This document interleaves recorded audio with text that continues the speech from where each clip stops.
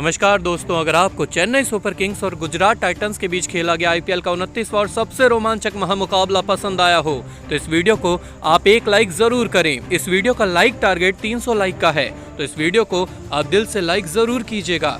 दोस्तों, आईपीएल 2022 के 28वें और सबसे रोमांचक महामुकाबले में आईपीएल इतिहास की दो बड़ी टीमें आज एक दूसरे से भिड़ी। इस बार रविंद्र जडेजा की चेन्नई सुपर किंग्स के सामने राशिद खान की गुजरात टाइटंस की टीम खड़ी थी।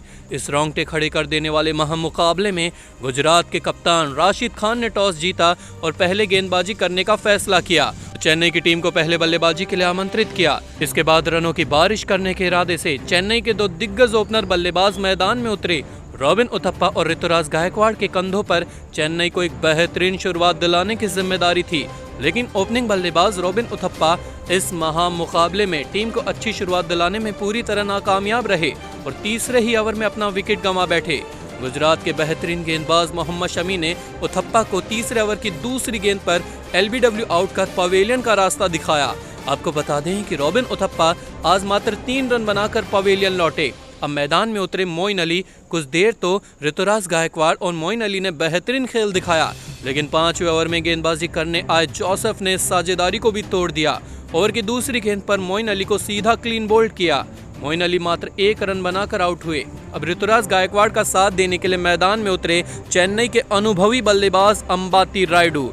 पावर प्ले में 2 बड़े विकेट गंवाने के कारण चेन्नई पहले 6 ओवर में मात्र 39 रन ही स्कोर बोर्ड पर लगाने में सफल हो पाई थी, लेकिन इसके बाद मैदान में बल्लेबाजी कर रहे अंबाती रायडू और ऋतुराज गायकवाड़ ने गुजरात के गेंदबाजों का काफी बेहतरीन तरीके से सामना किया। शुरुआत में तो दोनों ही बल्लेबाज काफी सूझबूझ के साथ बल्लेबाजी करते हुए दिखाई दिए, लेकिन 8 ओवर बाद दोनों ही बल्लेबाजों ने अपने हाथ खोलने शुरू कर दिए।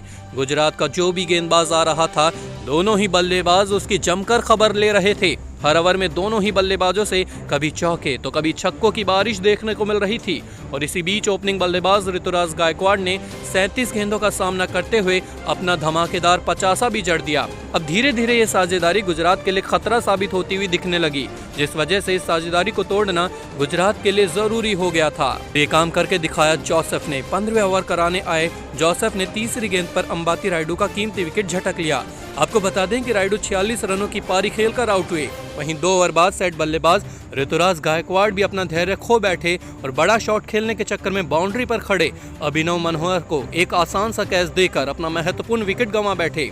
तेज गेंदबाज यश दयाल ने गायकवाड़ को 73 रन के निजी स्कोर पर आउट कर पवेलियन का रास्ता दिखाया। अब अंतिम 3 ओवर का खेल बाकी था। मैदान में मौजूद थे कप्तान रविंद्र जडेजा और शिवम दुबे, लेकिन अंतिम ओवरों में गुजरात के बेहतरीन गेंदबाजी के सामने ये दोनों ही बल्लेबाज बड़ा शॉट खेलने से पूरी तरह चूक गए, जिस वजह से बेहतरीन शुरुआत मिलने के बावजूद 20 ओवर का खेल खत्म होने तक चेन्नई 4 विकेट के नुकसान पर 169 रन ही स्कोर बोर्ड पर लगाने में सफल हो पाई थी। ऐसे में इसके बाद चेन्नई से मिले हुए 170 रनों के विशाल लक्ष्य का पीछा करने गुजरात के 2 दिग्गज ओपनर बल्लेबाज मैदान में उतरे।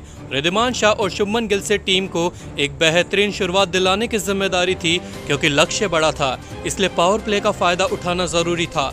लेकिन चेन्नई के तेज गेंदबाज मुकेश चौधरी ने इस साझेदारी को ज्यादा देर क्रीज पर टिकने ही नहीं दिया और पहले ओवर के अंतिम गेंद पर ही ओपनिंग बल्लेबाज शुभमन गिल को पवेलियन का रास्ता दिखा दिया।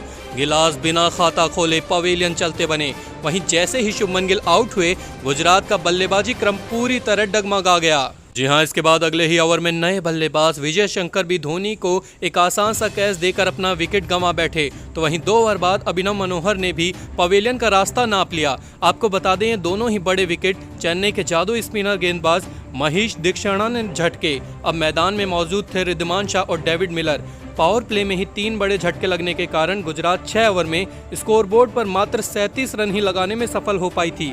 ऐसे में चेन्नई में दिए हुए लक्ष्य को हासिल करना था तो इन दोनों ही खिलाड़ियों को बड़ी पारी खेलने की जरूरत थी, लेकिन चेन्नई के गेंदबाजों के सामने आज हर कोई विफल नजर आ रहा था। 8वें ओवर में रिद्धिमान शाह भी बड़ा शॉट खेलने के चक्कर में अपना विकेट गंवा बैठे। कप्तान रविंद्र जडेजा उन्हें मात्र 11 रन पर पवेलियन का रास्ता दिखाया। वहीं 3 ओवर बाद राहुल तेवतिया भी ब्रावो का शिकार बन गए, जिस कारण अब गुजरात टाइटंस पूरी तरह दबाव में आ चुकी थी। पूरी जिम्मेदारी डेविड मिलर के कंधों पर थी और डेविड मिलर ने भी अपनी इस जिम्मेदारी को बखूबी तरीके से निभाया और ताबड़तोड़ बल्लेबाजी करनी शुरू कर दी। चेन्नई के हर गेंदबाज के खिलाफ आज डेविड मिलर का आक्रामक रुख देखने को मिल रहा था। जो भी गेंदबाज आ रहा था, डेविड मिलर उसकी जमकर धुनाई कर रहे थे और इसी के चलते मात्र 27 गेंदों का सामना करते हुए डेविड मिलर ने अपना धमाकेदार 50 जड़ दिया। ऐसे में अब अंतिम 18 गेंदों पर गुजरात को जीतने के लिए 48 रनों की जरूरत थी।